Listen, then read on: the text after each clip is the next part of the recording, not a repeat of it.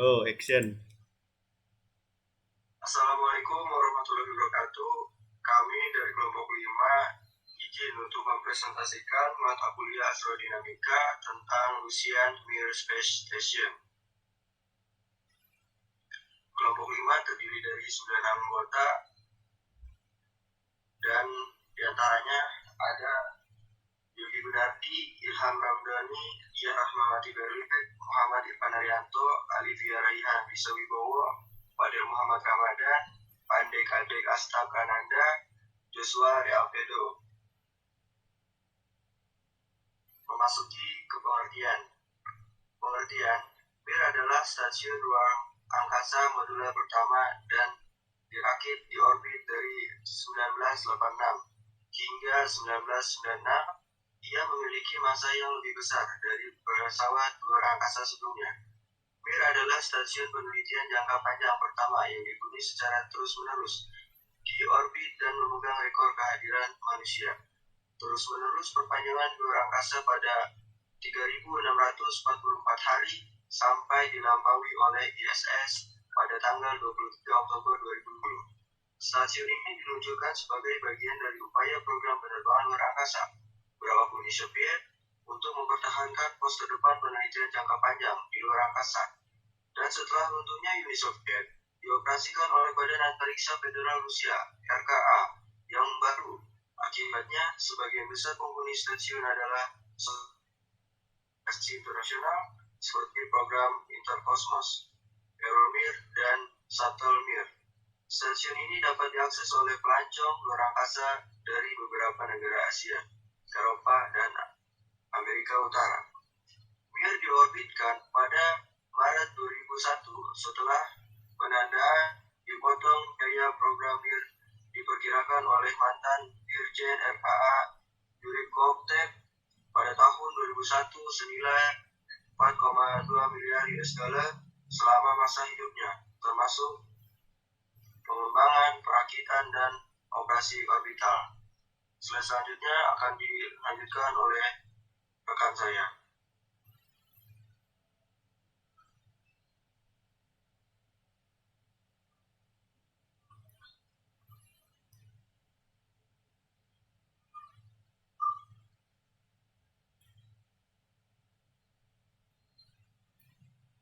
Oke, saya lanjut bagian sejarah, yaitu teori penjelajahan luar angkasa memiliki dasar yang kuat di dalam kekaisaran Rusia sebelum Perang Dunia melalui tulisan-tulisan Konstantin Tsiolkovsky itu pada tahun 1857 sampai 1935 yang menerbitkan makalah Astronautika Perintis pada akhir abad ke-19 dan awal ke-20, dan pada tahun 1929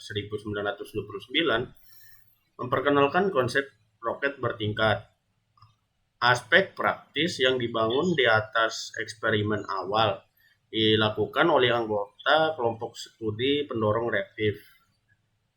GRID didirikan pada tahun 1931. Pada 1920-an dan 1930-an, lembaga di mana perintis seperti Sergei Korolev yang bermimpi berpergian ke Mars dan insinyur Jerman Rusia Friedrich Zender bekerja bersama.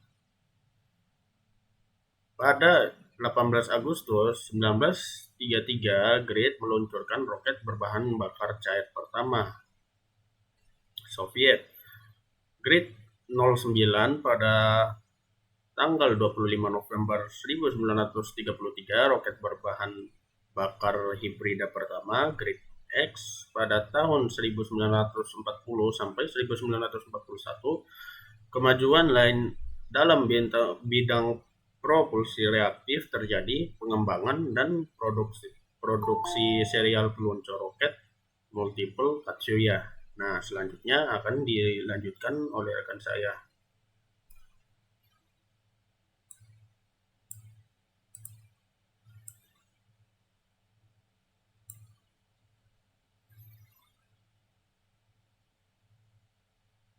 yang lanjut silakan yang bernama Jojo atau Joshua.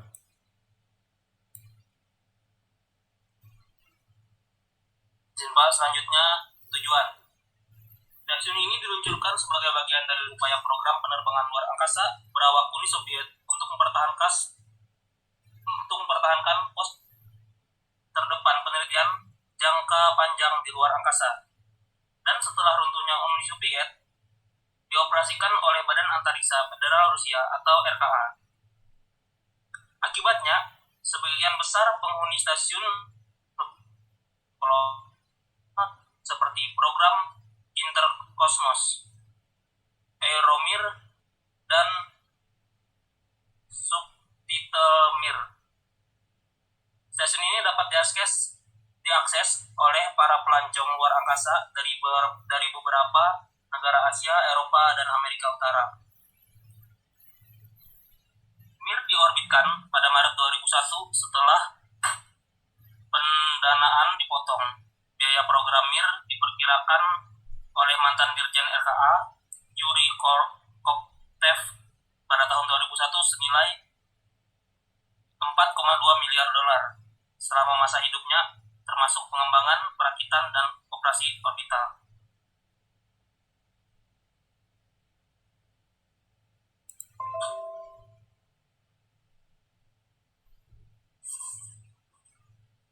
Program luar angkasa.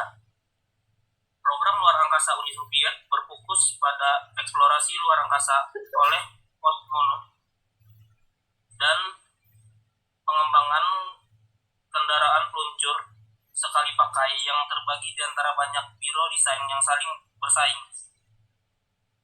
Program roket dan luar angkasa Uni Soviet awalnya didorong oleh bantuan ilmuwan yang ditangkap dari program roket Jerman yang canggih. Dilakukan terutama oleh insinyur dan ilmuwan Uni Soviet setelah 1955 dan didasarkan pada beberapa perkembangan teori Soviet dan kekaisaran Rusia yang unik. Banyak diantaranya diturunkan oleh Konstantin Sikovsky yang kadang-kadang dikenal sebagai Bapak Astronauta Teoritis. Karena status rahasia ini di program ini dan fungsinya sebagai nilai propaganda, mayoritas pengumuman hasil misi ditunda sampai keberhasilan yang pasti, dan kegagalan kadang dirahasiakan. Pada akhirnya, di Glasnost, Mikhail Gorbachev pada 1980-an, banyak fakta tentang program luar angkasa ini dibuka kepada publik. Sekian dari saya, dilanjutkan.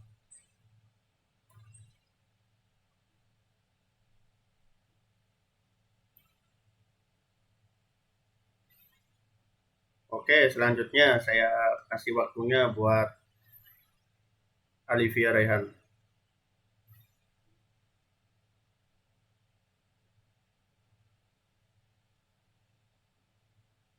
Selanjutnya itu ada program yang sukses. Yang pertama itu ada Almas, Stasiun Luar Angkasa. Yang kedua ada program Buran. Terus ada Kosmos sebagai satelit, Energia, Foton, ada N1L3 itu daftaran bulan, melintas, pengorbitan, penumbuh, pendarat, penjelajah, dan pengembangan sampel bulan. Terus ada program Mars, Meteor, satelit meteorologi, Monel Nia, satelit komunikasi, ada Mir, stasiun luar angkasa, ada Phobos, probe Mars, Salyut, stasiun angkasa, program Soyuz, program Sputnik, satelit, ada TKS, Venera, probe Venus, program Vega, probe Venus, dan Comet Halley, program Vostok, program Cosmos, satelit. Dan selanjutnya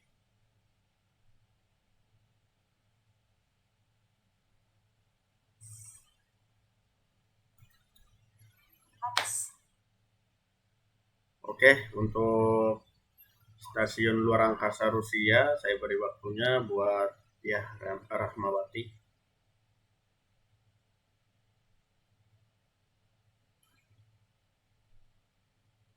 Stasiun luar angkasa Rusia. Stasiun luar angkasa atau stasiun orbit adalah struktur buatan desain buat manusia hidup di luar angkasa. Luar angkasa dibedakan dari wahana antariksa berawak lainnya karena ketiadaan propulsi utama atau fasilitas pendarat.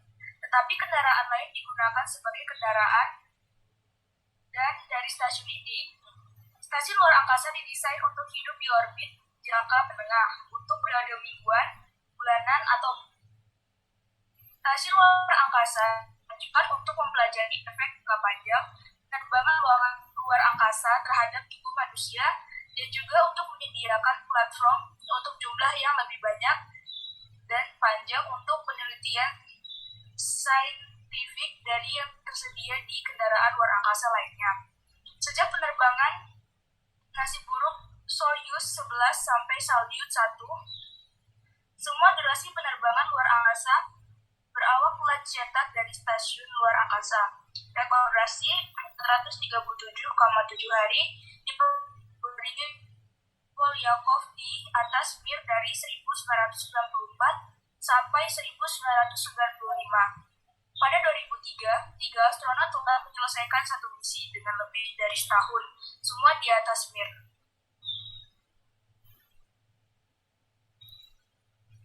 Oke, untuk misi luar angkasanya boleh saya kasih waktunya buat Muhammad Irfan Arianto. Ya.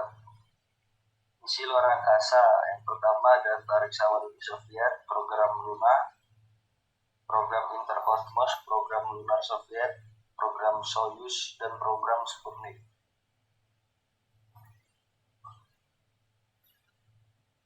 Oke, ada wahana yang diluncurkan pada tahun 1986.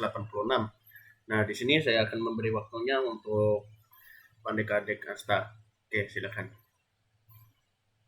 Izin Pak, wahana yang diluncurkan tahun 1986 itu Mir atau Mir yang dapat berarti dunia atau damai dalam bahasa Rusia, adalah sebuah stasiun luar angkasa Uni Soviet atau selanjutnya menjadi Rusia yang dianggap paling sukses. Fasilitas ini merupakan tempat tinggal permanen jangka panjang bagi kosmonot di luar angkasa. Melalui kerjasama, akses internasional telah ini itu dapat digunakan kosmonot dan astronot dari berbagai negara. Mir berhasil dipasangkan di orbit dengan menyambungkan beberapa modul yang diluncurkan secara terpisah satu persatu sejak 19 Februari 1986 sampai 1996. Fasilitas ini berhenti beroperasi dan diturunkan kembali ke bumi pada 23 Maret 2001 karena permasalahan pendanaan. Oke, untuk di bagian kesimpulan, nah di sini saya akan berikan waktunya untuk Sen Ilham. Oke, silakan. Ya, kesimpulannya adalah Mir dalam bahasa Rusia berarti damai. Mir dibangun sebagai proyek ambisius sejak 1986, menggantikan peran stasiun antariksa Salyut yang dimensinya lebih kecil ada saat pembangunannya. Dunia sedang berada dalam puncak perang dingin, sementara Amerika membukukan kegiatan antariksanya. Akibat meledaknya pesawat ulang-alik Challenger pada 28 Januari 1986 yang menewaskan ketujuh awaknya. Akibatnya beberapa kali Mir nyaris menyentuh atmosfer bumi. Karena itu dalam dekade 90-an Rusia memutuskan untuk bekerja sama dengan Amerika dalam mengelola Mir. Namun setelah terjadi beberapa kali gangguan dan permasalahan dana yang luar biasa besar, Mir menghabiskan 250 juta US dollar setahun. Akhirnya Rosavia Cosmos memutuskan untuk menjatuhkan Mir. Terakhir kali Mir dihuni manusia pada Agustus 2000 lalu. Sampai akhir hayatnya, Mir telah 80.000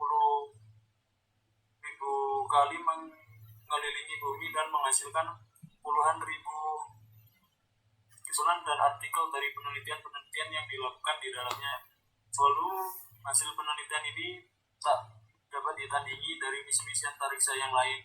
Kini Mir telah berakhir, peranannya diganti oleh Stasiun Ruang Angkasa Internasional ISS yang dirancang berbobot 250 ton dengan usia pakai 10 tahun yang saat ini masih dalam pembangunan. Terima kasih. Oke, mungkin itu saja Pak yang bisa kami jelaskan, yaitu Russian Mir Space Station. Apabila ada kesalahan, mohon dimaklumi. Wabillahi taufiq wal hidayah. Assalamualaikum warahmatullahi wabarakatuh. Selesai.